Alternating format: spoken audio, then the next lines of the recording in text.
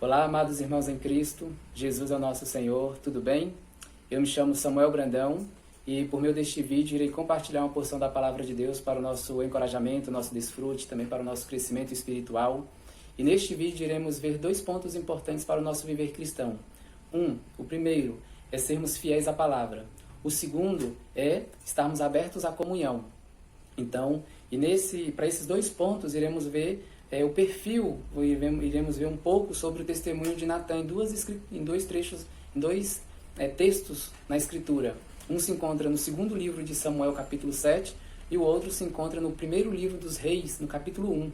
Então, nesses trechos nós iremos ver algo que é muito importante para o nosso viver, para o nosso testemunho nos dias atuais, como servos de Deus, como aqueles que podem cooperar com a vontade dele nesta era, no Novo Testamento, para a edificação da igreja. Então, vamos começar aqui pelo livro de Samuel, o 2º livro, capítulo 7, versículo 1, que diz assim: Sucedeu que, habitando o rei Davi em sua própria casa, tendo-lhe o Senhor dado descanso de todos os seus inimigos em redor, disse o rei ao profeta Natã: Olha, eu moro em casa de cedros, e a arca de Deus se acha numa tenda.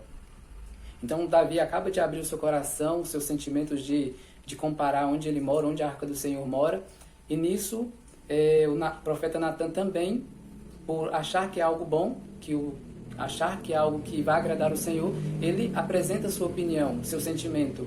Ele diz no versículo 3, Disse Natã ao rei, Vai, faze tudo quanto está no teu coração, porque o Senhor é contigo. Eis aqui a opinião de um profeta.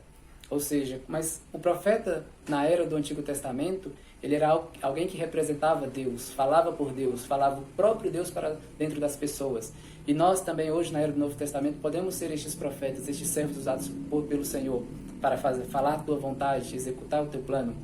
Então aqui a gente vê 2 pessoas com o mesmo sentimento, com a mesma vontade de agradar a Deus, fazer o bem para Deus. Porém, no versículo 4 nós vemos uma reprovação do próprio Senhor, que diz, Porém, naquela mesma noite veio a palavra do Senhor a Natã dizendo, Vai e diz ao meu servo Davi, assim diz o Senhor, edificar-me-ás tu casa para minha habitação?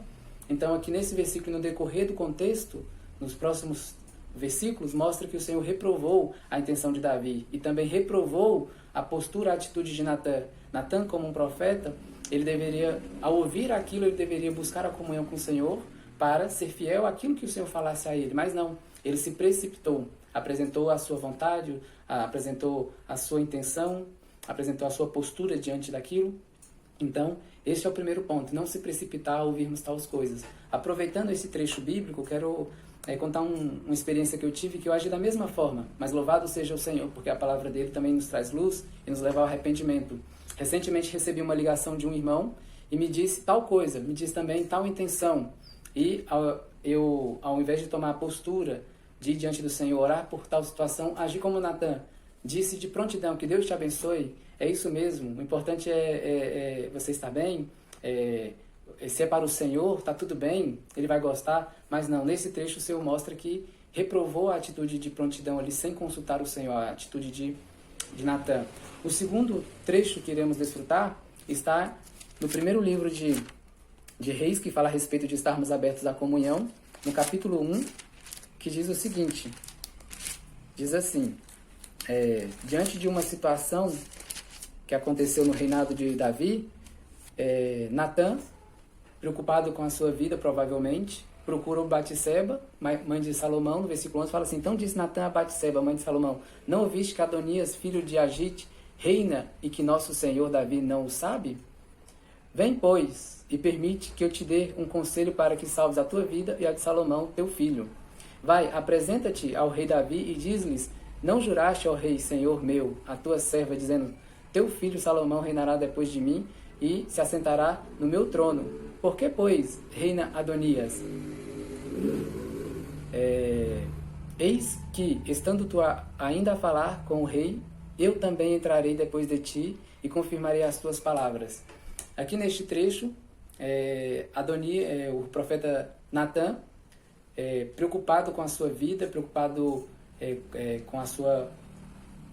com o seu serviço, com o seu viver, viu durante o reinado, um reinado que não foi abençoado, não foi passado de pai para filho. Davi não havia ainda dado, abençoado, ou seja, não tinha ainda transmitido o seu reino para alguém, e Adonias se achou, tomou, reivindicou isso por ser o seu quarto filho, e o terceiro havia morrido, que era Absalão. Então ele se achou já rei. E Natã, como profeta na época, achou que isso poderia causar-lhe prejuízo até a morte. Então procurou Batseba, e nessa comunhão com Batseba planejou algo, e eles dois foram até o rei Davi, e dentro dessa visita que fizeram ao rei Davi, essa comunhão, Davi acabou tomando uma postura. Davi acabou repreendendo, né? Repreendendo Adonias, seu filho, tirando dele o reinado que ainda não era devido. Até seria se Adonias não tivesse se precipitado por ser um descendente legítimo, era o quarto filho. Então, mas só que por ele ter se antecipado também, isso não trouxe bênção a ele. Assim como Natã se antecipou a falar sobre a habitação que Davi queria edificar ao Senhor, Adonias também se antecipou em tomar o seu reino, e isso não trouxe bênção a ele. E sim, quase trouxe a sua morte. E nisso, devido a essa comunhão que Natã planejou com Batseba e Davi pôde se posicionar, pôde eleger um sucessor, que no caso foi Salomão. Então aqui mostra, por mais que a intenção de Natã e de Batseba não eram puras, mas o princípio espiritual ele é saudável. O princípio foi da comunhão, de buscar conversar a respeito da situação. Isso trouxe salvação, isso trouxe de volta um plano de Deus para a sua linha, que era Salomão ser o próximo rei, o sucessor de Davi, e assim o templo foi edificado. E sabemos que Salomão é uma tipologia de Cristo. Então, esses dois pontos em que Natã, tanto em se precipitar e em procurar comunhão, são dois pontos que podemos aplicar no nosso viver cristão. Não nos precipitarmos ao falar algo sem constar antes do Senhor, independente do que seja. E o outro é, diante das situações, buscar a comunhão, para que a vontade do Senhor possa ser feita. Que o Senhor possa nos dar graça, o Senhor possa nos fortalecer e nos cobrir com o sangue dele. Jesus é o nosso Senhor.